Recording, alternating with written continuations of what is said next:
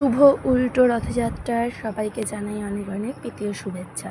তো দেখো বন্ধুরা, আজ হচ্ছে উল্টো রথযাত্রা। তো চলো সকাল থেকে কি করলাম না করলাম সবটাই আজ তোমাদের সঙ্গে শেয়ার করব। হ্যালো ফ্রেন্ডস, আমি পলি চলে এলাম নতুন আরও একটা ব্লগ নিয়ে। তো আজকে ব্লগটা শুরু করলাম। দেখো, বেশ কয়েকদিন আগে আমি মটর ভিজিয়ে রেখেছিলাম। তো সেই দিনকে আমাদের রান্না করা হয়নি বলে মটরটা একটা বাটিতে করে জল ঝরিয়ে ফ্রিজে রেখে দিয়েছিলাম। তো আজকে এটাকে রান্না করব। তো সেটা বার করে নিতেই দেখো বাটি থেকে ছেড়ে গিয়ে আর একটা বাটি তৈরি হয়ে গেছে মটরের। তো দেখো কি সুন্দর লাগছে। তো সেটাই ভাবলাম যে একটু বন্ধুদেরকে আমি শেয়ার করি। কত সুন্দর লাগছে, যদিও বা বরফ দিয়েই জমেছে, তবুও কিন্তু কি ভালো লাগছে দেখতে। তো এই করে আমি প্রথমে বরফটা যাতে ছেড়ে যায়, যার জন্য এক গামলার মধ্যে মটরগুলোকে ভিজিয়ে দিলাম। তারপরে আমি এদিকে দেখো স্নান সেরে সকালে একদম পুজো অর্চনা দিয়ে নিয়ে এই যে দেখো আমাদের লক্ষ্মী মাতাকে পুজো দিয়ে দেওয়া হয়ে গেছে। সঙ্গে সঙ্গে আরও যে সকল ঠাকুর রয়েছে সবাইকেই কিন্তু সকাল সকাল পুজো দিয়ে নেওয়া হয়েছে। এই যে এখানে আমাদের গোপু সোনা রয়েছে, গণেশ, তার সঙ্গে রয়েছে সরস্বতী মা, তারপরে এই যে দেখো লক্ষ্মী ঠাকুরকে আরও একবার দেখিয়ে দিচ্ছি। আর উপরে রয়েছে জগদ্ধাত্রী মা, বিষ্ণু, মহেশ্বর, কৃষ্ণ, তারপরে রয়েছে ওনার নাম কি বাকি বিহারী, সবাই। তো তারপরে আমি চলে এলাম রান্নাঘরে। ওই দেখো সেই মটরটাকে কুকারে সেদ্ধ করে নিয়ে আলু দিয়ে করে নিচ্ছি নিরামিষ, যেহেতু আজকে উল্টো রথযাত্রা আমরা নিরামিষ খাবো। এই দিনে আমরা আমিষ করি না। তারপরেও আরেকটা দিন হচ্ছে শনিবার।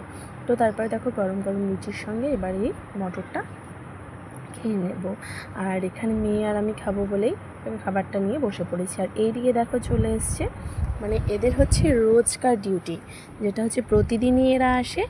আর আজও এসছে। দেখো এখানে কতগুলো আমের আঁটি ঠাকুমা রেখে দিয়েছিল আম ছাড়িয়ে ছাড়িয়ে। তো সেই আঁটিগুলো নিয়ে নিয়ে এই যে মজা করে সবাই খাচ্ছে। আর আমাদের পাশের বাড়িতে এক কাকিমাদের ওই ঘরের চালার ওপর এই যে দেখো কীভাবে বসে আছে। তো আমি ভাবলাম যে একটু তোমাদের সঙ্গে শেয়ার করি। তো তোমাদের ওইদিকেও কি এনাদের দর্শন পাওয়া যায়? তাহলে আমাকে একটু জানিও। তারপর দুপুর গড়াতে না গড়াতেই দুপুরে কি রান্নাবান্না হলো সেটা আর শেয়ার করা হলো না, যেহেতু নিরামিষই হয়েছিল। রান্না করেছিলাম ডাল, আমি মুখেই বলে দিলাম, আর করেছিলাম সব রকম সবজি দিয়ে তরকারি। আর তারপরেই দেখো এই যে ছোট্ট ছোট্ট বাচ্চারা নিয়ে চলে এলো জগন্নাথ ঠাকুরকে। সেই সঙ্গে সঙ্গে মেয়েও একটু এই যে জগন্নাথ ঠাকুর মানে রথের দড়ি টেনে নিচ্ছে। তো মেয়ে আর হচ্ছে আমার পাশের বাড়ি দেওয়ারের একটা ছেলে, তো এরা দুজনা মিলে, যারা রথ নিয়ে এসছে ওরা পেছনে রয়েছে আর এরা দুজনা মিলেই টানছে। তো তারপর আমরা চলে গেছিলাম আমাদের পাশের বাড়িতে, মানে জগন্নাথ ঠাকুর এসছে আর 7 দিন ধরে। আজকে জগন্নাথ ঠাকুর বাড়ি চলে যাবে। তো সেখানে সেই বাড়িতে গিয়ে এই যে একটু প্রণাম করে এলাম আর একটু প্রসাদ নিয়ে এলাম। তো দেখো জগন্নাথদেবকে কী সুন্দর লাগছে। আর এই যে আমাদের প্রসাদ দিয়ে দিয়েছে।